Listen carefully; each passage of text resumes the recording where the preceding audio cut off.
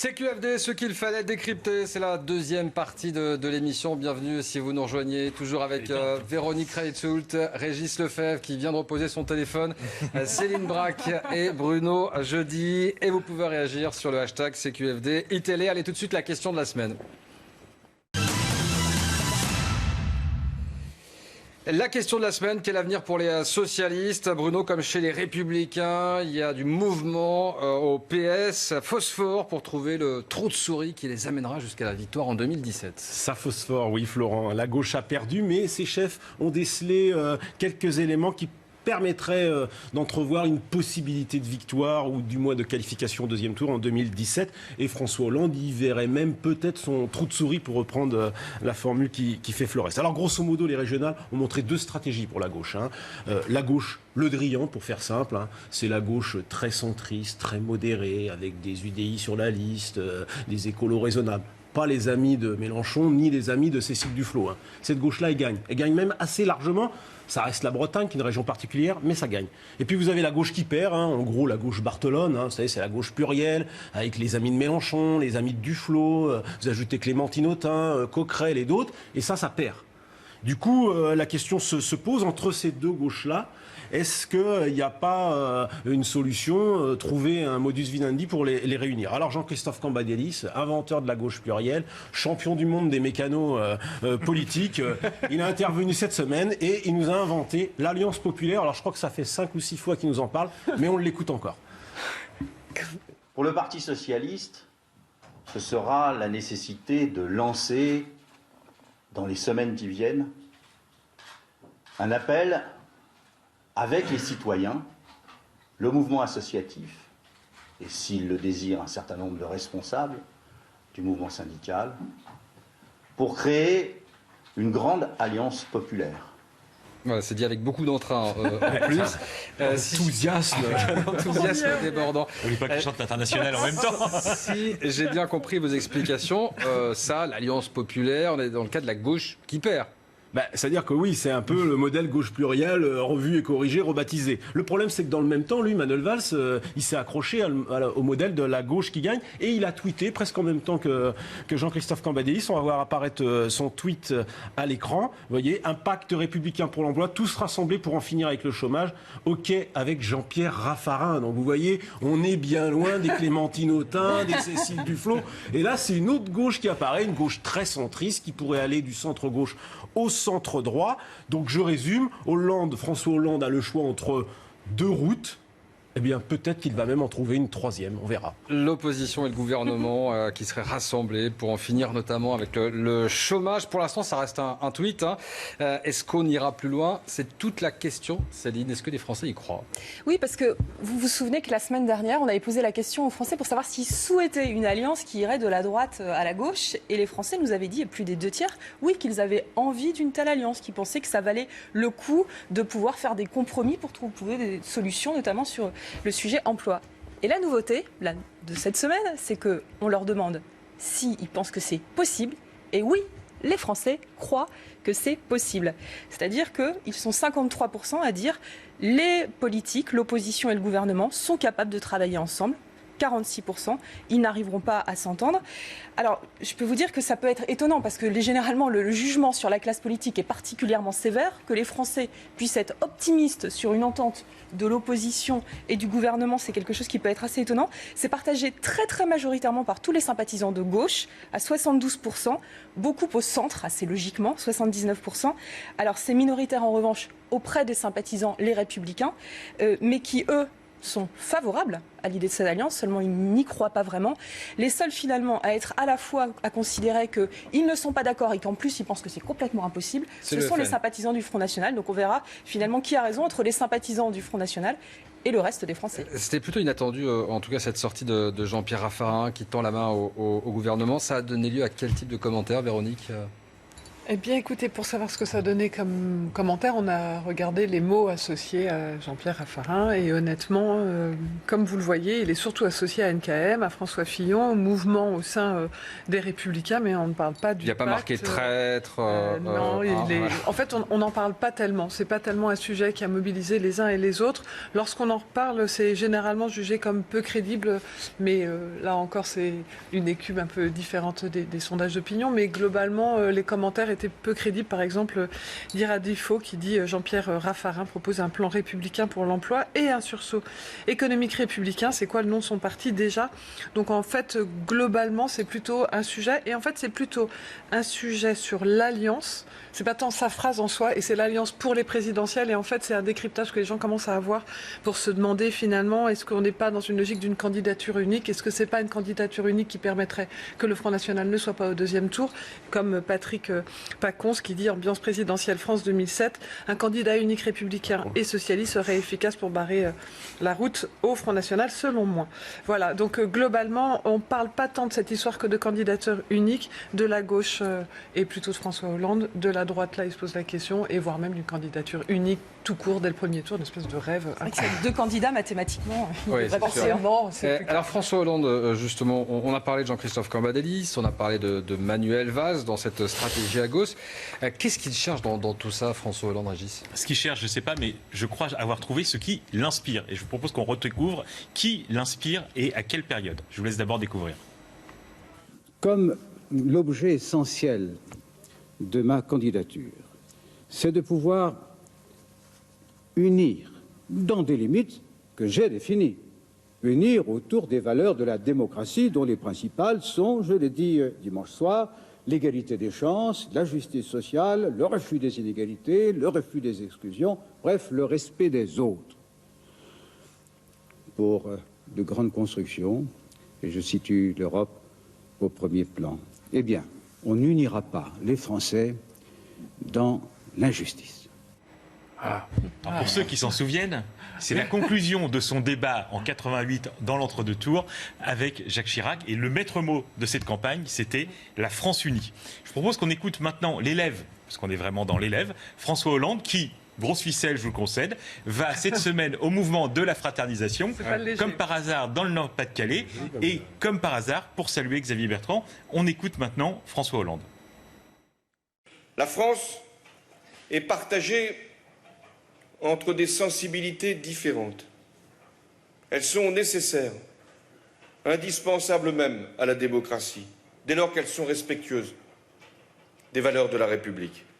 Le débat est toujours utile.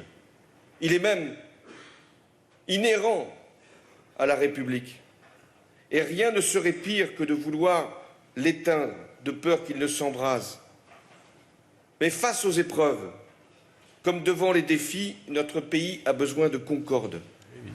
Voilà. D'accord, c'est un peu gros, mais Non, franchement, non. Non, mais chacun a compris la route et la feuille de route. Maintenant, pour réussir cette opération, François Hollande, quand même, en termes d'image, je ne parle pas en termes politiques, a 2-3 petites choses à réussir. Il y en a une première, ça ne dépend pas de lui. Il faut que Nicolas Sarkozy continue à se droitiser et être perçu comme le candidat de la droite.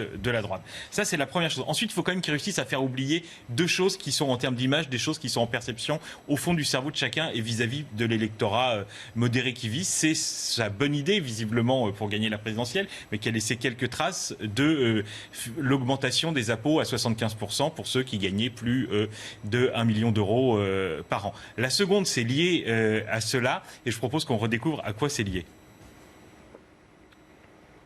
Je ne veux pas voter blanc. Cela serait de l'indécision. Et dans ces circonstances, l'indécision est impossible. Reste le vote pour François Hollande, c'est le choix que je fais. Ce qu'il faut qu'il fasse oublier, c'est que la dernière fois, à la dernière présidentielle, il y a un centriste qui a fait un geste vers lui et lui n'a pas été au rendez-vous.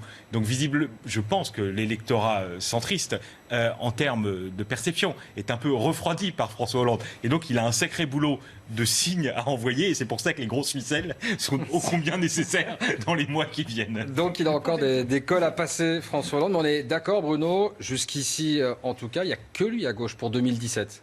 Écoutez, il y a sans doute encore 2-3 petites choses à régler, comme le dit Régis. Il en a peut-être réglé une, parce qu'il y a plus grand monde pour contester son leadership. Alors peut-être aussi que plus personne n'y croit, hein, et que donc on le laisse y aller.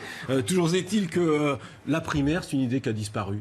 Il y a guère qu'Arnaud Montebourg qui y croit encore, mais il doit être le seul. Même les écologistes sont plus très vaillants et commencent à se demander s'ils vont y aller. Je prends pour témoin Cécile Duflot, qui a accordé cette semaine plusieurs interviews et qui, après avoir beaucoup tapé sur François Hollande, énormément tapé sur Manuel Valls, revient un peu la corde au cou en proposant une coalition de transformation. Fallait de l'inventer. On l'écoute. Quand on s'est pris plusieurs claques démocratiques, quand le Front National et l'extrême droite est à un taux aussi élevé en France, on ne peut pas faire comme si de rien n'était. La réalité, ça devrait être pas savoir ce que pense François Hollande seul. Qu'est-ce que c'est que la coalition politique qui gouverne ce pays ? Moi, je plaide pour une coalition de transformation. Vous voyez, une coalition de transformation. Alors certains appellent ça une main tendue, moi j'appellerais ça plutôt une bouée, hein, parce que Cécile Duflot, elle est plutôt en train de se noyer avec son parti. Elle a peut-être de nouvelles lunettes, mais elle a plus beaucoup d'amis, plus beaucoup de sous, et pas les parrainages pour aller à la présidentielle. Oui, c'est de l'analyse, notre émission. C'est pointu, hein. Ah là, c'est pointu, là. Bon, un candidat unique à gauche en 2017. On en entend beaucoup parler. Autrement dit, réaliser ce qui n'a pas été possible avant les régionales. Qu'en pensent les Français, Céline ? Et puis, j'allais dire, surtout, qu'en pensent les candidats, les sympathisants de gauche ? Voilà, sachant que c'est une idée que les sympathisants de gauche et les Français ont pu mûrir, parce que c'est pas la première fois qu'on en parle, même si cette fois-ci, les 27% au premier tour des régionales du FN réactualisent encore cette idée. Et les Français, et en particulier les sympathisants de gauche, ils sont tout à fait favorables, puisqu'on a 61% des Français qui sont favorables et les sympathisants de gauche, en effet, 82%. Alors certes, parmi ces 82%, ce sont surtout les sympathisants socialistes, à 94% qui disent oui, mais ils sont quand même très majoritairement.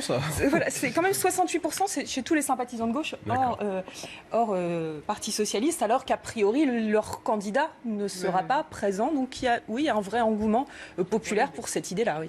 Et le changement de nom qui a été évoqué cette semaine par Julien Drey, notamment, et qui est d'ailleurs souhaité depuis longtemps par Manuel Valls, même s'il n'en parle plus comme ça directement. Est-ce que ça, c'est une idée qui trouve un écho dans l'opinion ? C'est important, il faut que le PS change de nom ?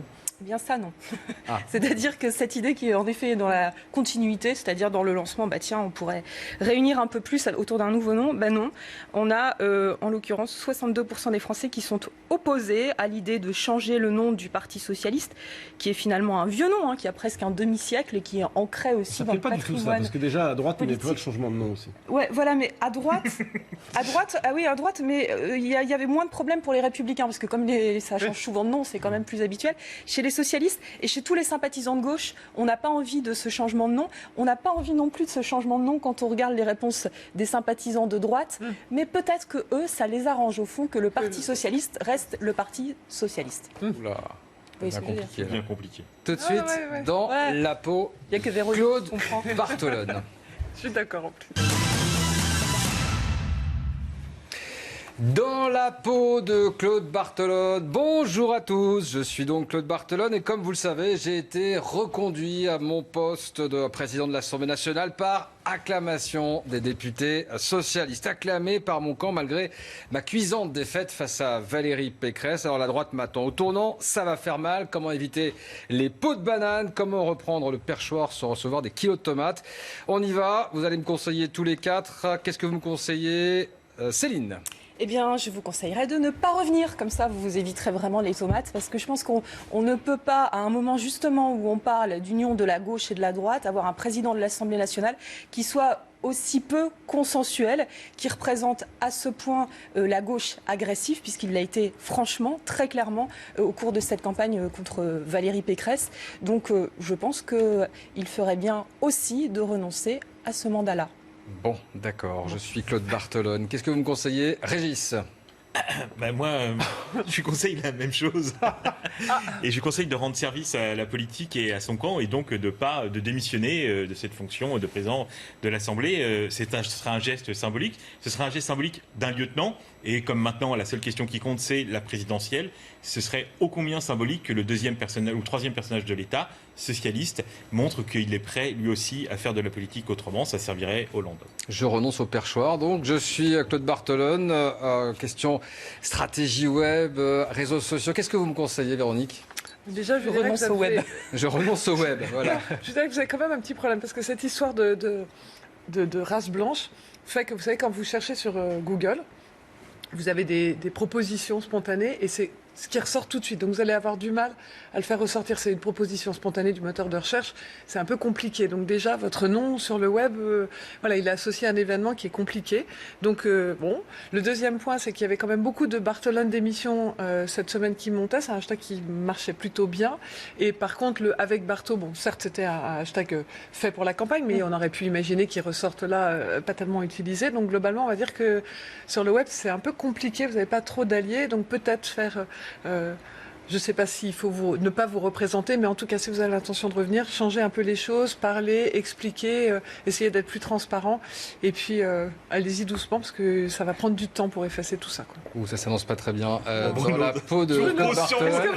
est-ce que vous sauvez Alors attention, Celui qui maintenant va c'est sauver Bruno Bartholone. Bruno, je dis. qui va sauver Claude Bartholone. Qu'est-ce que vous me conseillez? Bon, alors d'abord, je lui conseillerais de prolonger son séjour à Neuilly, puisqu'il était hospitalisé quelques heures à l'hôpital américain de Neuilly. Ça lui donnera sans doute une autre inspiration, une meilleure inspiration, puisque pour revenir au perchoir, il remontera sur le perchoir. Je ne vais pas copier sur Céline Braque et Régis Lefebvre. Il remontera sur le perchoir, mais avant ça, il aura, à mon avis, déjà laissé passer un peu de temps et s'expliquer sur le fond pourquoi il a fait cette sortie catastrophique, indigne d'un président de l'Assemblée nationale. Et il devra aller s'en expliquer, à mon avis, je lui conseille d'aller s'en expliquer devant les parlementaires républicains et centristes avant de le faire dans l'hémicycle.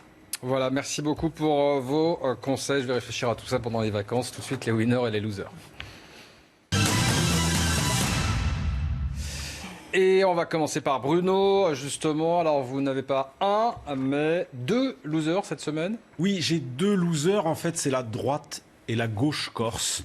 Pourquoi incarné par François Giacobbi et Paul Giacobbi, pardon. Paul Giacobbi, François c'était son père, on viendra à l'histoire des clans corses, et son acolyte José Rossi. Pourquoi? Parce que à force d'arrangement, à force de laisser passer beaucoup de choses avec les autonomistes et les indépendantistes corses, ils ont abouti à une catastrophe, à une faillite de la classe politique corse, puisque les autonomistes et les indépendantistes sont arrivés en tête dimanche dernier. Ils n'ont pas fait la majorité absolue des voix, mais ils sont aujourd'hui en capacité de présider cette assemblée pendant 2 ans. Et les deux élus sont pas n'importe qui. Gilles Sémioni, fils d'Edmond, qui était un des piliers de l'attentat d'Aléria et qui a aussi été l'avocat d'Ivan Colonna avant de devenir maire de Bastia et président aujourd'hui du Conseil exécutif corse. Et Jean-Guy Talamon, grande figure de l'indépendantisme, qui ne parle jamais de la France mais d'un pays, comme si la Corse était dans son esprit évidemment plus française. J'ai une petite anecdote à vous dire. À ce titre, Jean-Guy Talamoni, par exemple, c'est Nicolas Sarkozy qui lui avait accordé son port d'armes il y a quelques années en lui disant « Tu as des amis qui ne sont pas du tout fréquentables ». D'accord. Céline, un loser ou un winner cette semaine? Moi, j'ai un winner, c'est Pétillon, pour son dessin dans le Canard enchaîné. Un dessin qui illustre bien, je pense, le possible malentendu entre l'opinion française et la classe politique. Le même mot peut avoir des significations différentes quand on est politique ou citoyen. Regardez ce dessin. Je propose de baptiser la prochaine promotion de l'ENA autrement, dit ce politique sur un plateau télé. C'est vrai que quand on dit faire de la politique autrement, et on l'a encore vu dans ce sondage, les Français ont beaucoup d'envie. Il ne faudrait pas qu'ils soient déçus. Le winner ou un loser pour vous, Régis? Moi, mon winner, c'est... En fait, on n'en a pas assez parlé, c'est Laurent Fabius, parce que la grande opération de communication des 20 prochaines années, en réalité, c'était le week-end dernier, et c'était pas la passe d'armes de ce week-end entre Nathalie Kosciusko-Morizet et Nicolas Sarkozy, c'était l'accord sur la COP, et comme Laurent Fabius a plutôt... plusieurs fois donné le sentiment de faillir, au moins sur la Syrie, le Liban et tout ça. Et là, c'est une grande réussite. Et je trouve que les médias, nous-mêmes, tout ça, n'en avons pas assez parlé.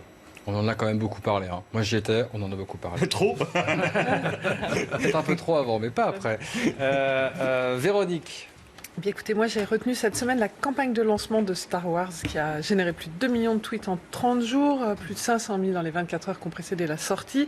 Pour vous donner une idée de l'ampleur du phénomène, depuis le début de l'année, il y a eu 10,2 millions de tweets qui ont été échangés au sujet de Star Wars par 320 millions d'utilisateurs actifs sur Twitter. Donc honnêtement, à moins de vivre dans une grotte, c'est assez difficile d'échapper à cette histoire. Et quand je vous dis c'était difficile d'échapper, c'est que tout le monde en a parlé. Et quand je vous dis tout le monde, c'est tout le monde. Donc par exemple, ça a commencé par la gendarmerie en France. Alors voilà, une image détournée de façon plutôt amusante avec le slogan « La force est déjà là pour vous ». Après, vous avez les ministères qui ont commencé à s'y mettre. Alors là, c'est moins certain. Par exemple, l'Éducation nationale qui a lancé une campagne « Je suis ton prof ». Bon, hein, voilà. Mais l'Église s'y est mise aussi. Donc quand je vous dis tout le monde, c'est tout le monde.